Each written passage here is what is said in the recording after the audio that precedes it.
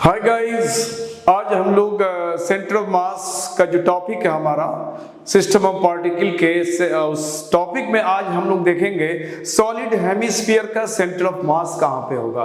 बच्चों, अगर solid sphere है तो उसका सेंटर ऑफ मास फिक्स है कि बिल्कुल उसका जो ज्योमेट्रिकल सेंटर है वहीं पे उसका सेंटर ऑफ मास होगा।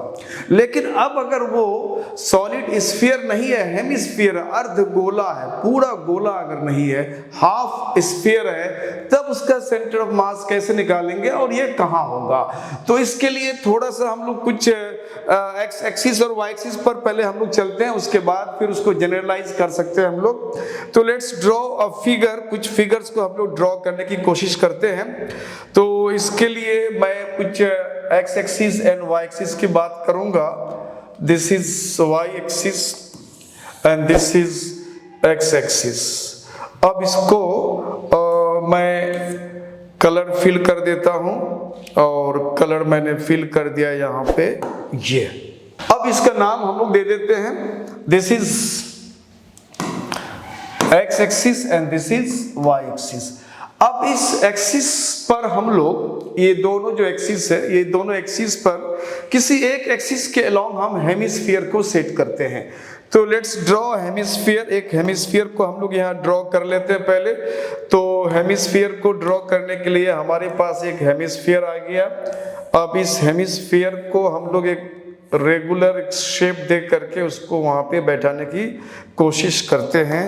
तो इस हेमिस्फीयर को मैं सेलेक्ट करके पहले इसको रोटेट कर दूं और इसके बाद मैं इसको यहाँ से मूव करते हुए यहाँ लाता हूँ और ये हमारा हेमिस्फीयर यहाँ पे हो गया set in along X axis. Along X axis हमने इस हेमिस्फीयर को सेट कर दिया। हेमिस्फीयर बच्चों एक गोला होता है, उस गोले को बीच से उसका जो डायगोनली सेक्शन है उससे काट के दो हाफ हाफ में कर दो, उसी को हेमिस्फीयर कहते हैं। अब इस हेमिस्फीयर का सेंटर ऑफ मास कहाँ पे होगा, इसको हम लोग पता लगाएंगे। तो इसके लिए हम लोग करते क्या है, कुछ चीज एज्यूम कर लेते हैं। एज्यूम का मतलब है कुछ चीज हम मान लेते हैं, उसका रेडियस डेंसिटी। तो सबसे पहले हमने मान लिया इसका रेडियस, लेट रेडियस इसका R है और डेंसिटी यानी घनत्व तो इसका रो है।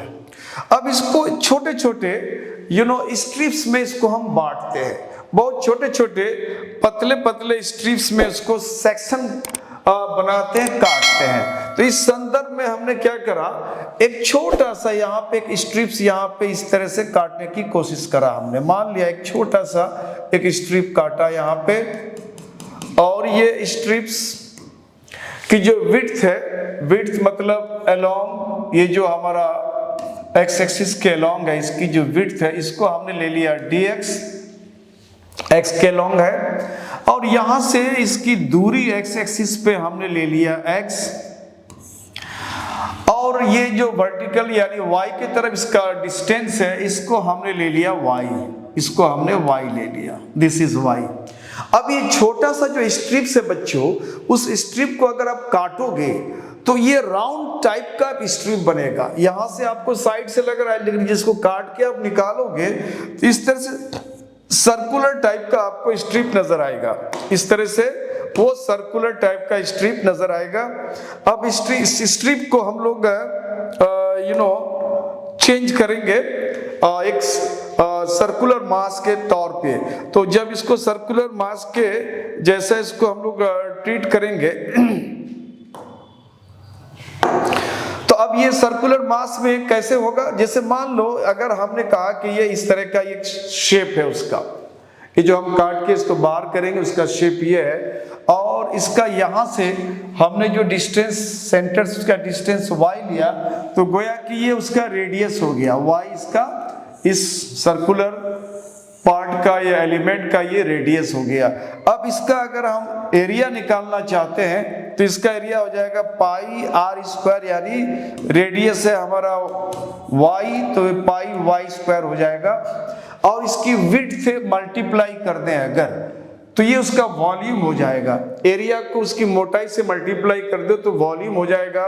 तो इसके अगर हम वॉल्यूम की बात करेंगे तो इसका स्ट्रिप का या एलिमेंट का जो वॉल्यूम है वो पाई वाई स्क्वायर उसकी विड्थ dx है। तो इसका वॉल्यूम हो गया, और वॉल्यूम को आप डेंसिटी से मल्टीप्लाई कर दो तो मास हो जाएगा। यानी उस छोटे से स्ट्रिप का मास, जिसको हम लोग मास ऑफ एलिमेंट कहते हैं, मास ऑफ एलिमेंट, उस अवयव का मास कितना हो जाएगा बच्चों? तो उसका मास हो जाएगा pi Y square dx into rho. ये छोटे से एलिमेंट का ये मास हो गया, और इस मास को हम लोग लिटरली हम लोग मान लेते हैं dm। बहुत छोटा सा स्ट्रिप लेते हैं और उसकी मास की जब बात करेंगे तो उसके मास को हम dm कहते हैं, यानी मास बहुत छोटा है। अब इसको हम लोग चलते हैं कैलकुलेशन करने के लिए, उसका वैल्यू डिराइव करने के लिए।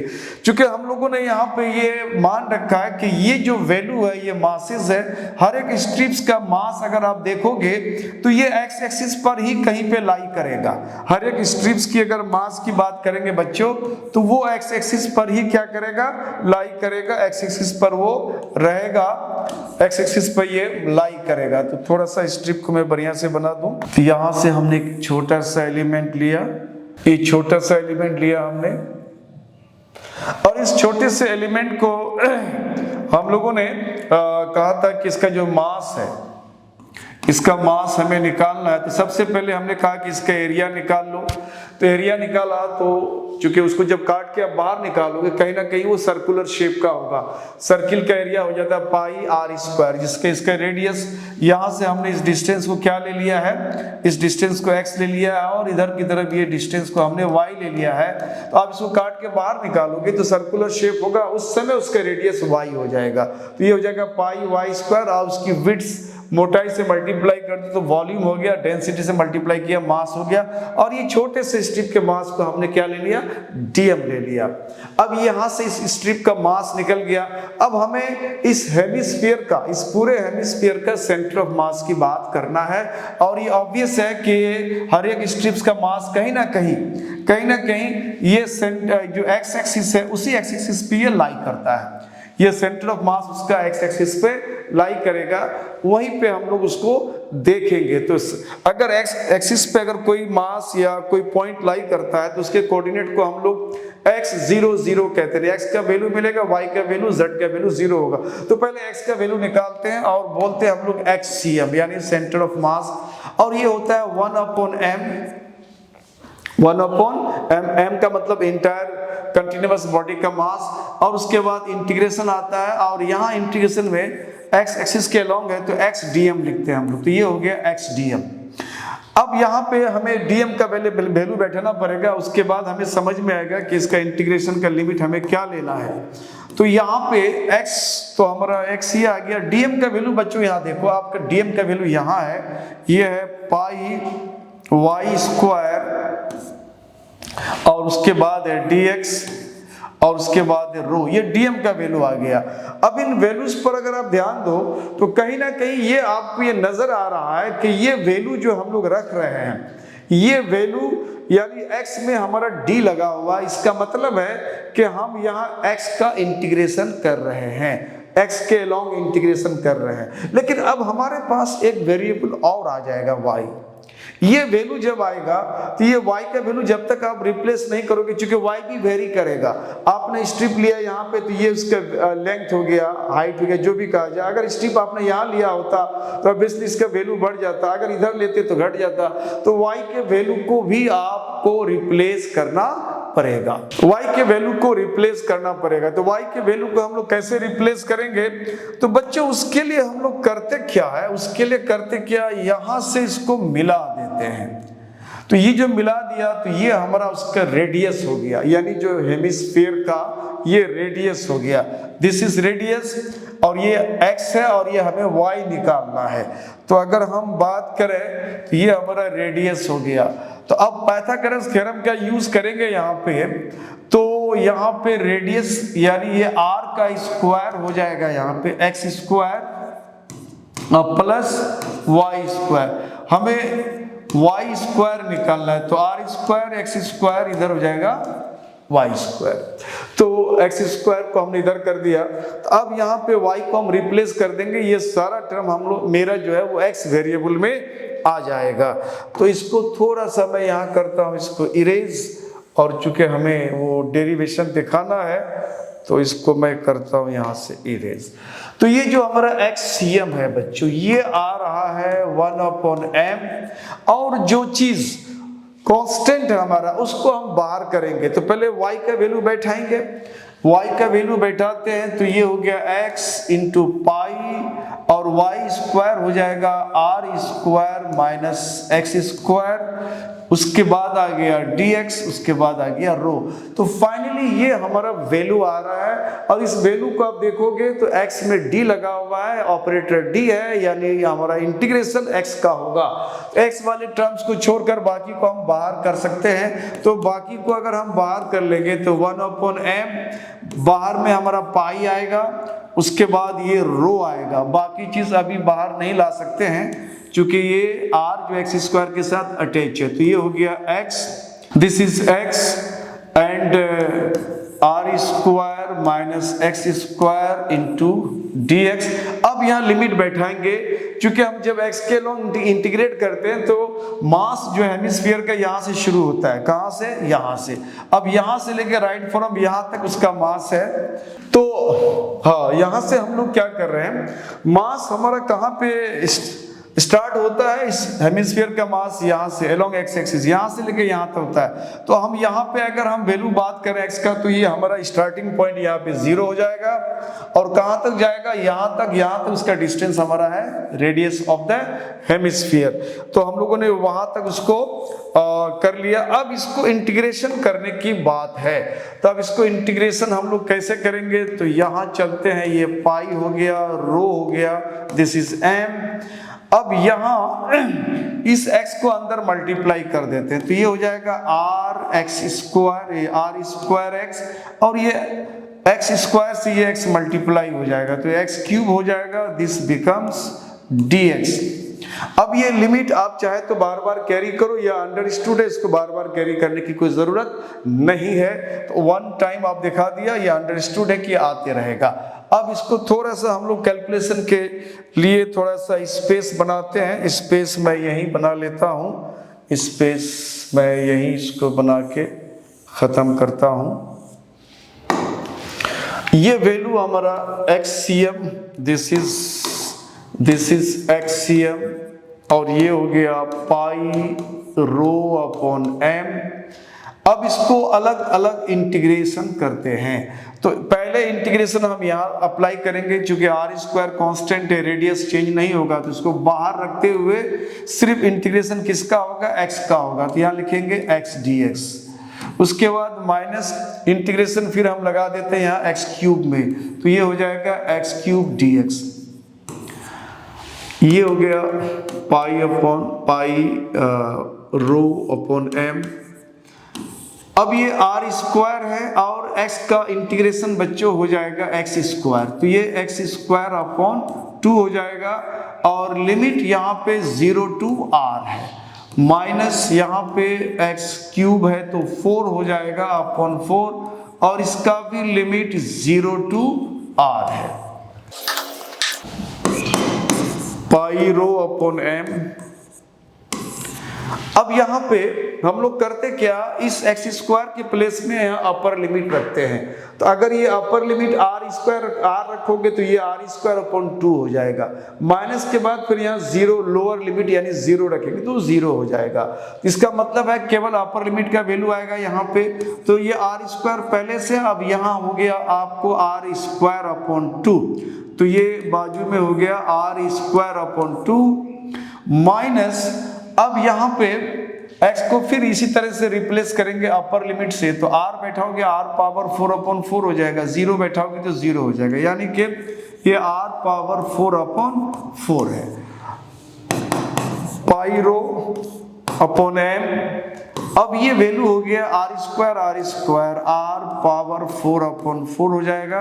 अब माइनस 4 नहीं है बच्चों, ये 2 है, तो ये हो जाएगा 2, और यहाँ पे r पावर 4 अपॉन 4 हो जाएगा। अब ये फाइनल स्टेज में आ गया हमारा, ये हो गया पाई रो अपॉन एम। अब इसको सिंप्लीफाई करो आप बाहर में जाकर के, कहीं बाहर में स्पेस लेके इसको सिंप्लीफाई करो, दोनों का एलसीएम 4 हो जाएगा। अब इसको सिंप्लीफाई करके देखोगे तो फाइनली जो वैल्यू बचेगा वो बचेगा r पावर 4 अपॉन 4 बचेगा। तो ये फाइनल वैल्यू इतना आया हमारा। अब इसको थोड़ा सा और मॉडिफाई कर सकते हो, चाहे तो ये वैल्यू हमारा जो m है, मास ऑफ द हेमिस्फीयर है, तो मास ऑफ द हेमिस्फीयर को आप यहाँ पे लिटरली जो आपने वैल्यू यहाँ मान के चला है उस वैल्यू के हिसाब से इसको सब्स्टिट्यूट करेंगे तो मास ऑफ द हेमिस्फीयर मिल जाएगा। तो ये अगर हम बात करें बच्चों एक्सियम का, तो ये हो गया हमारे पास पाई रो r पावर 4 अपॉन, इस 4 को यहाँ पे शुरू में कर लेता हूं, और हेमिस्फीयर, हेमिस्फीयर के पहले वॉल्यूम निकालते हैं। अर्ध गोले का वॉल्यूम होता है 2/3 पाई r क्यूब, तो ये हो गया 2/3 पाई r क्यूब, रेडियस उसका r ही है, लिया हमने r क्यूब। ये वॉल्यूम हो गया, वॉल्यूम को डेंसिटी से मल्टीप्लाई कर दो तो ये मास हो गया। तो पूरे हेमिस्फीयर का मास यानी कैपिटल M का वैल्यू हमें यहाँ पे मिल गया। अब थोड़ा सा स्टेप्स को आगे बढ़ाते हुए हम लोग देख लेते हैं। तो यहाँ पे कैलकुलेशन करने के लिए बच्चों आपको क्या क्या कैंसिल होने वाला है, तो आप देख रहे हो ये पाई कैंसिल कर दो, रो भी कैंसिल हो जाएगा, ये r क्यूब यहां से कैंसिल करोगे r बच जाएगा यहाँ पे। तो अब हमारे पास वैल्यू कितना रह गया, ऊपर में केवल r रह गया, और उसके बाद यहाँ पे 4 2 जा 8/3 रह गया, और सारे वैल्यूज को हमने कैंसिल कर दिया, कुछ वैल्यू रहा नहीं, ये 3 को ऊपर कर लेते हैं हम लोग, तो ये हो जाएगा 3r/8। इसका मतलब है कि हेमिस्फीयर का जो centre of mass along X axis की बात करते हैं, तो ये हो गया 3r/8, और y कोऑर्डिनेट एक्स कोऑर्डिनेट वहां पे 0 होता है। तो ये सॉलिड हेमिस्फीयर का सेंटर ऑफ मास की बात हमने करा। इसी तरह से और भी कुछ डिफरेंट टाइप का इरेगुलर शेप कहा जाए या टिपिकल टाइप का जो ज्योमेट्रिकल फिगर है उसके सेंटर ऑफ मास की बात करेंगे। आप हमारे साथ इस तरह से बने रहें, आप चाहे तो इसको पॉज करके सारी चीज को आप लिख सकते हैं, और फिर आप हमारे साथ बने रहें। और मैं ये बताऊंगा कि आपको सेंटर ऑफ मास में अक्सर कंफ्यूज होगा, क्योंकि बायो के बच्चों के लिए बहुत ज़्यादा कंफ्यूजिंग होगा, क्योंकि मैथमेटिकल स्टेप्स है। तो मेरा ये मानना है कि अगर आप राइट फ्रॉम बिगिनिंग, अगर हमारे सारे वीडियोस को, सारे क्लासेस को आपने स्टार्टिंग से देखा होगा, आई डोंट थिंक कि आपको कहीं पे कंफ्यूज होगा। अगर कहीं कंफ्यूजन भी होता भी है कि सर आपने यहाँ पे इसको कैसे डिराइव करा, तो आप कमेंट सेक्शन में आकर के हमें आप पूछ सकते हो, हमारी टीम आपको जवाब देने की कोशिश करेगा। अगर आप चाहोगे तो मैं लाइव आकर के आपको मैं जवाब दूंगा। तो thank you for watching my channel, keep it up.